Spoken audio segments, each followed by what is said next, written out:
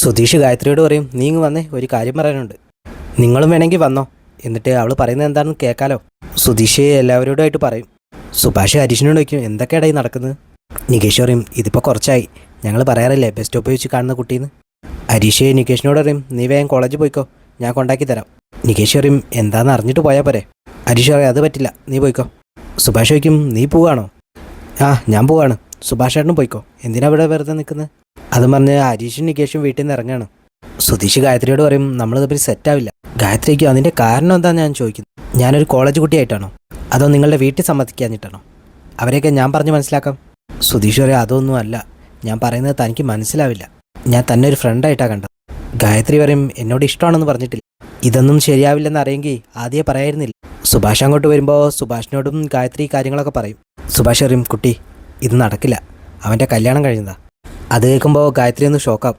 ഗായത്രി കേട്ടത് ശരിയാണോ? നിങ്ങളുടെ കല്യാണം കഴിഞ്ഞതാണോ? നിങ്ങളുടെ വായിന്ന് തന്നെ കേൾക്കണം. സുധീഷ് അത് സമ്മതിക്കുകയാണ്. ഗായത്രി അവിടുന്ന് കരയാണ്. ഗായത്രി പറയും, എന്നോട് സ്നേഹത്തോടെ സംസാരിച്ചിട്ട് എൻ്റെ അച്ഛൻ പോലും എന്നെ ഗായു എന്ന് വിളിച്ചിട്ടില്ല. നിങ്ങളെന്നെ സ്നേഹിച്ച് വഞ്ചിക്കുകയായിരുന്നു. ഗായത്രി അവിടുന്ന് പോവുകയാണ്.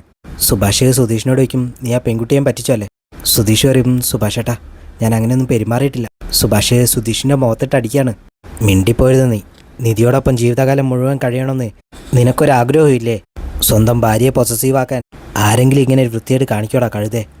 അതും പറഞ്ഞ് സുഭാഷ് അവിടുന്ന് പോവും. സുധീഷിന് വല്ലാത്ത വിഷമം വരും.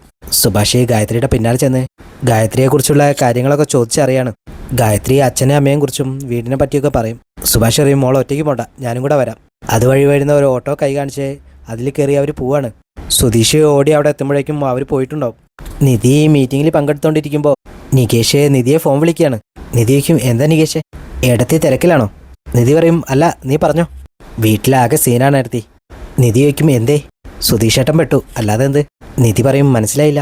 നികേഷ് വീട്ടിലുണ്ടായ കാര്യങ്ങളെക്കുറിച്ച് പറയാണ്. ഒക്കെ കേട്ട് കഴിഞ്ഞ് നിധി പറയും, അയാളുടെ ഡെയിലിയുള്ള ഡ്രസ്സിങ്ങും കൂളിംഗ് ഗ്ലാസും ബസ് സ്റ്റോപ്പിൽ വരവൊക്കെ കണ്ടപ്പോഴേ ഞാൻ ഉറപ്പിച്ചതാ ഇത് കുടുങ്ങാനുള്ള പണിയാണെന്ന്. നിങ്ങളുടെ കല്യാണക്കാരിയൊന്നും സുധീഷേട്ടൻ ആ പെണ്ണിനോട് പറഞ്ഞിട്ടില്ല. ആ പെണ്ണാണെങ്കിൽ ഭയങ്കര സീരിയസാ. സുധീഷേട്ടൻ കുടുങ്ങും, അതുറപ്പാ. നിധി പറയും, പോയി കുടുങ്ങട്ടെ, എല്ലാവരും പറഞ്ഞിട്ടും കേട്ടില്ലല്ലോ, ദിവസവും കാണാതിരിക്കാൻ പറ്റില്ലല്ലോ, അനുഭവിക്കട്ടെ. നികേഷ് പറയും, സുധീഷേട്ടൻ അങ്ങനെ ചെയ്തതല്ല, ഏട്ടത്തിയെ വെറുതെ ഒന്ന് വട്ടാക്കാൻ ചെയ്തതാ. നിധി പറയും, നികേഷേ, നീ കോളേജിൽ പോകാൻ നോക്കിയേ, എനിക്കിവിടെ ജോലിയുണ്ട്, ഉപ്പ് തിന്നേരി വെള്ളം കുടിച്ചോട്ടെ, എനിക്ക് കേൾക്കണ്ട. അതും പറഞ്ഞ് നിധി ഫോൺ കട്ട് ചെയ്യും. സുധീഷ് ഹരീഷിൻ്റെ അടുത്ത് വന്ന് ഈ കാര്യങ്ങളൊക്കെ ഡിസ്കസ് ചെയ്യാണ്. ഞാൻ അവളോട് കല്യാണം കഴിയാത്ത കാര്യം പറയാത്തതിൽ എനിക്ക് നല്ല വിഷമമുണ്ട്. ഹരീഷ് പറയും, നിങ്ങളോട് ഞാൻ ആദ്യമേ പറഞ്ഞില്ലേ ഇങ്ങനത്തെ പരിപാടിക്കൊന്നും നിൽക്കണ്ടെന്ന്. സുധീഷ് പറയും, നിധിയൊന്ന് വട്ടുപിടിപ്പിക്കാമെന്ന് കരുതി തുടങ്ങിയതാ ഞാൻ, ഇതിപ്പോൾ ആകെ കുരുക്കായി. ഹരീഷ് ചോദിക്കും, നിങ്ങളിത് എത്ര കാലമായി കാണാൻ തുടങ്ങിയിട്ട്? സുധീഷ് പറയും, ഒരു 2 ആഴ്ച. 2 ആഴ്ചയോ? അപ്പോഴേക്കും ആ കുട്ടി ഇത്ര അടുത്തോ? അതെന്താ കാരണം? സുധീഷ് പറയും, അതൊന്നും എനിക്കറിയില്ല, അവളെപ്പോഴും ഫോൺ വിളിക്കും, ഞാനധികം സംസാരിക്കാറൊന്നുമില്ല, അവളെന്തൊക്കെയോ പറഞ്ഞുകൊണ്ടിരിക്കും, ഞാനതൊക്കെ കേൾക്കും. ഹരീഷ് പറയും, വെറുതെ അല്ല, ആ കുട്ടിയെ സംബന്ധിച്ചിടത്തോളം സുധീഷേട്ടൻ ബെസ്റ്റ് ലിസണറാണ്.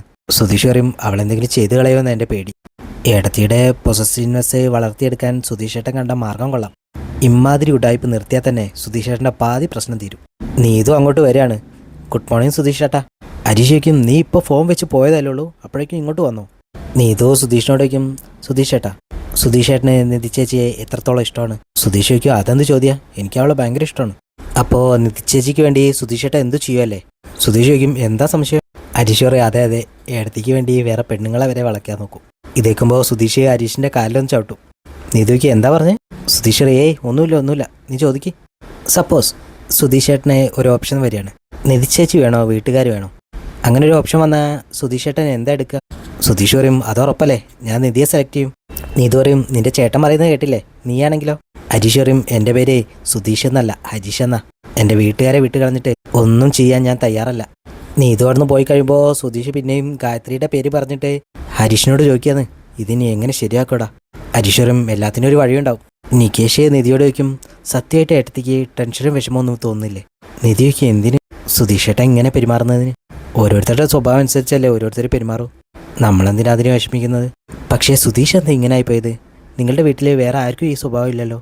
അത് സുധീഷേട്ടൻ എല്ലാ കാര്യങ്ങളും തലതിരിച്ച് ചിന്തിക്കുകയും പ്രവർത്തിക്കുകയൊക്കെ ചെയ്യുള്ളൂ, അല്ലെങ്കിൽ തന്നെ ഏടത്തിയെ ദേഷ്യപ്പിക്കാൻ ഇങ്ങനെ ഒരു കാര്യം ചെയ്യോ? നിധി പറയും, അവിടെ സുധീഷിനെ തെറ്റിത്, ഇതൊന്നും കണ്ടാൽ എനിക്ക് ദേഷ്യം വരില്ല. നികേഷ് പറയും, ഉള്ളൊരു ഓണം കൂടി പോയി. നിധി വയ്ക്കും, അതെന്താ?